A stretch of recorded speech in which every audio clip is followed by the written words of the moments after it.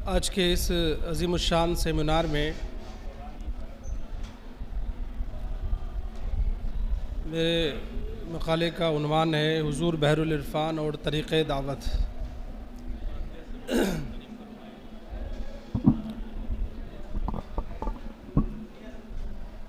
हुज़ूर बहरुल इरफ़ान अलैहि रहमत व रिज़वान की हयात मुबारका के मुख्तलिफ़ गोशों पर अब तक अल्हम्दुलिल्लाह बहुत से मक़ालात पेश किए जा चुके हैं और इंशाअल्लाह अभी और भी आप हज़रात मक़ालात को समाअत करेंगे। हिंदुस्तान के नामवर उलमा, कलमकार, मुफ्तियान इज़ाम और अल-जामिअतुल अहमदिया के मुअक्कर असातिज़ा इकराम तशरीफ़ फरमा हैं। सेमिनार में मुख्तसर वक्त में अपने मकाले का ख़ुलासा पेश करना होता है। मैं हुज़ूर बहरुल इरफ़ान रहमत रिज़वान की ज़िंदगी का जो एक अहम बहुत गोशा है वो उनका तरीक़े दावत है।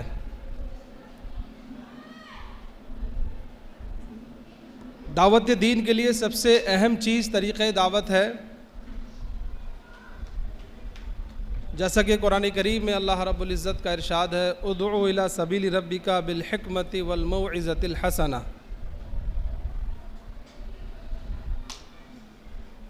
ये बात ज़ाहिर है कि दावत उसके तकाज़ों के मुताबिक होना ही उसकी कामयाबी की ज़मानत होती है। इसके लिए तीन बातें कुरान करीम में बहुत काबिल ज़िक्र हैं। नंबर एक, दावत का महवर अपने रब की तरफ हो, और नंबर दो, हिकमत के साथ हो, और नंबर तीन, मौइज़ा हसना के साथ हो। मज़कूरा वाला तीनों बातें अल्हम्दुलिल्लाह हमने जिस शख्सियत का ज़िक्र किया है, हुज़ूर बहरुल इरफ़ान मुफ्ती आफ़ाक़ अहमद मुजद्दिदी नक्शबंदी अलैहि रहमत व रिज़वान, ये तीनों बातें हमने बहुत करीब से उनकी सोहबत में रहकर, उनकी मजलिसों में बैठकर, उनके साथ सफ़र में, हज़र में अल्हम्दुलिल्लाह उनको देखा है। और हुज़ूर बहरुल इरफ़ान मुफ्ती आफ़ाक़ रहमत व रिज़वान दावत के तमाम तकाज़ों को मनहज नबूवत के मुताबिक अल्हम्दुलिल्लाह अमल में लाते थे, और जिसके नताइज हमारे आपके सामने हैं। यूँ तो बहुत सी चीज़ें हैं और अभी आप सुनेंगे। मैंने चंद चीज़ें जो आपकी ज़िंदगी में गौर की हैं उनको इख्तिसार के तौर पर अर्ज़ कर रहा हूँ। और ये जितने भी उलमा, अइम्मा, मसाजिद तशरीफ़ फरमा हैं, अगर इन चीज़ों पर गौर करेंगे तो हमें भी बहरुल इरफ़ान के तर्ज़ दावत को अपना कर काम के मैदान में बड़ा फ़ायदा हासिल होगा इंशाअल्लाह। 40 साल के अरसे में हज़ारों को इल्म की दौलत से बराबर किया हुज़ूर बहरुल इरफ़ान ने, और दर्जनों अफराद को रूहानियत का हामिल बनाया। सैकड़ों लोगों के मुर्दा दिलों को नूर खुदा से रोशन करके ज़ाकिर बनाया, और हज़ारों की इस्लाह करके दीनदार सच्चा मुसलमान बनाया। बहरुल इरफ़ान की इस कामयाबी में सबसे बड़ा सबब उनका तर्ज़ दावत है। ये मेरा अपना नज़रिया है। यूँ तो उनकी बुज़ुर्गी और रूहानियत और अमल और किरदार और गुफ्तार का सबसे बड़ा दखल है, लेकिन जो गौर करने वाली चीज़ है काम के फैलाव में वो है आपका तर्ज़ दावत। वरना तो यूँ तो अच्छी तकरीरें करने वाले आज भी हैं, अच्छी बातें कहने वाले आज भी हैं, बड़े मुकफ़्फ़ा मुसज्जा अंदाज में बातों को पेश करना ये अलग बात है, लेकिन बातों को पेश करने के साथ साथ में काम करके दिखाना ये एक बड़ी बात है। और ये हुज़ूर बहरुल इरफ़ान की ज़ात है कि जो कहा है वो करके दिखाया भी है अल्हम्दुलिल्लाह। इस पुराशोभ दौर में हज़ारों खुतबा, वाइज़ीन, लाखों जलसों जुलूसों के ज़रिए 10-20 मुसलमानों को नमाजी नहीं बना सकते। उसकी बुनियादी वजह यह समझ में आती है कि दावत दीन जब तक मनहज नबवी के मुताबिक ना हो, कमा हक़्क़हू दावत के नताइज नहीं निकलते। बहरुल इरफ़ान अलैहि रहमत व रिज़वान की सीरत से दावत के तुरुक, दूर अंदेशियाँ, मसलिहतें और दूर रस नताइज पर मुंतज हिकमतों पर मुश्तमिल बहरुल इरफ़ान के अक़वाल और वाक़ियात की रोशनी में चंद चीज़ें पेश करने की कोशिश की है। वक्त इतना नहीं है कि उन वाक़ियात को पेश किया जाए, जो सिर्फ मैंने हेडिंगें कायम की हैं वो उनके ताल्लुक़ से आपको बता रहा हूँ। दावत का अहम तकाज़ा है कि जब किसी को दावत दी जाए तो मदऊ के मिजाज और ज़ौक़ के पेश नज़र उसकी इस्लाह उसी ज़ौक़ के को मलहूज़ रखते हुए की जाए। मसलन अगर कोई ताजिर है, बिजनेसमैन है, तो उसके मुताबिक उसको सुन्नियत की दावत दी जाए। अगर कोई शरई क़बाहत उसके अंदर है तो मौज़े हसना के ज़रिए उसकी इस्लाह की जाए, जो कि हुज़ूर बहरुल इरफ़ान रहमतुल्लाह रिज़वान अक्सर इसको किया करते थे।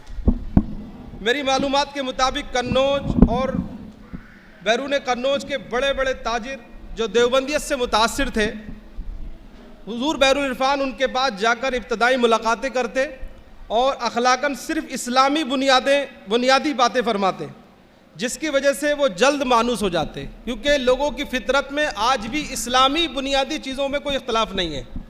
हुज़ूर बहरुल इरफ़ान उनके सामने पहले मसलक या मशरब की बात नहीं करते थे, बल्कि उनके सामने इस्लामी बुनियादी बातें किया करते थे। और अमूमन मालदार तबका और जो आम पढ़ा लिखा तबका है वो इन्हीं बातों को पसंद करता है और फिर उसके बाद अपनी शख्सियत के करीब करते हैं और वो पक्के सच्चे सुन्नी बन जाते थे। बहरुल इरफ़ान का मनहज दावत और मिनहाज नबूवत सीरत नबवी में है कि नबी अकरम सल्लल्लाहु अलैहि वसल्लम मक्का मुकर्रमा के मुख्तलिफ़ कबीलों में दावत इस्लाम के लिए मीलों लंबे सफ़र करते थे। और उसका तरीक़ा यह होता था कि कुफ़ार के मेलों, खेल कूद के इज्तिमाआत और जाहिलियत के त्योहारों के मकामात पर पैदल सफ़र करते और उनके मेलों में फ़र्दन लोगों को दावत पेश करते। इन मौक़े पर बहुत मशक्क़तों का सामना करना पड़ता, लेकिन इस दावती तर्ज़ ने कुछ ही दिनों में इनकलाब बर्पा कर दिया और लोग इस्लाम कबूल करने लगे। ये हुज़ूर का तरीक़ा मैंने मिसाल के तौर पेश किया और हुज़ूर बहरुल इरफ़ान ने इस तरीक़े को अपनाया। अपने दौर में हुज़ूर बहरुल इरफ़ान ने भी यही तरीक़ा इख्तियार किया और शहर कन्नौज और अतराफ़ के गाँव में जाकर लोगों से मुलाकात करते, घर घर जाकर सुन्नियत की दावत पेश करते। चंद दिनों में पूरा इलाका जो देवबंदियत की जद में था सुन्नियत के माहौल में तब्दील हो गया। इसकी एक मिसाल बस मैं अर्ज़ करूँगा। कन्नौज के करीब में एक जगह है तिरवा, तहसील तिरवा। हुज़ूर बहरुल इरफ़ान रहमतुल्लाह रिज़वान अल-जामिअतुल अहमदिया अस-सुन्निया कन्नौज की तौसी के लिए गाँवों का सफ़र करते थे, मिलादों में जाते थे। एक जगह हुज़ूर बहरुल इरफ़ान का दावत पर जाना हुआ, दावत दीन के लिए। वहाँ के लोगों ने आपको इत्तला कर दी, उस वक्त फ़ोन नहीं था, इत्तला कर दी थी हुज़ूर बहरुल इरफ़ान यहाँ से गए, शाम का वक्त हो गया, रात हो गई थी और वहाँ जिस जगह पर पहुँचे थे वहाँ कोई सवारी नहीं थी।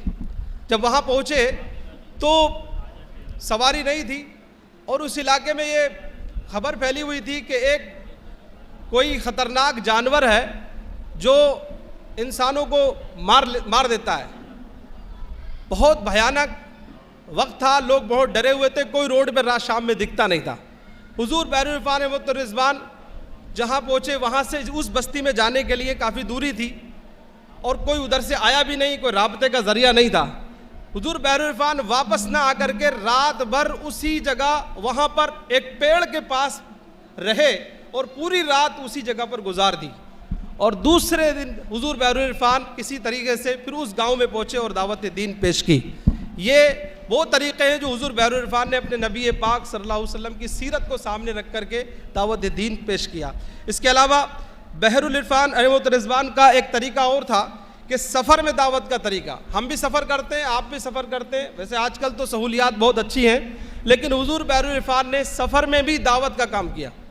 हम दावत ताम का तो लिहाज बरतते हैं लेकिन दावत दीन का नहीं। हुज़ूर बहरुल इरफ़ान की ज़िंदगी में दावत ताम का तो मैं नहीं कह सकता, लेकिन दावत दीन हर जगह नज़र आती है। बहरुल इरफ़ान जब किसी इलाके में जाते तो मंजिल तक रास्ते में जितने इलाके के मुस्लिम गाँव पढ़ते कस्बे होते, वहाँ के असहाब असर व रसूक, अइम्मा मसाजिद, उलमा इकराम और दानिशवरान कौम से राबता करते, फ़ोन करते और मुलाकात करते, उनसे बता देते थे कि मैं फ़ला जगह पहुँच रहा हूँ, आप भी आ जाइए। और इस तरह से उनको बुला करके मशवरे करते और उनको दीन की तरफ माइल करते। जब मंजिल पर पहुँचते तो हर तरफ से लोगों का इज़्दिहाम हो जाता।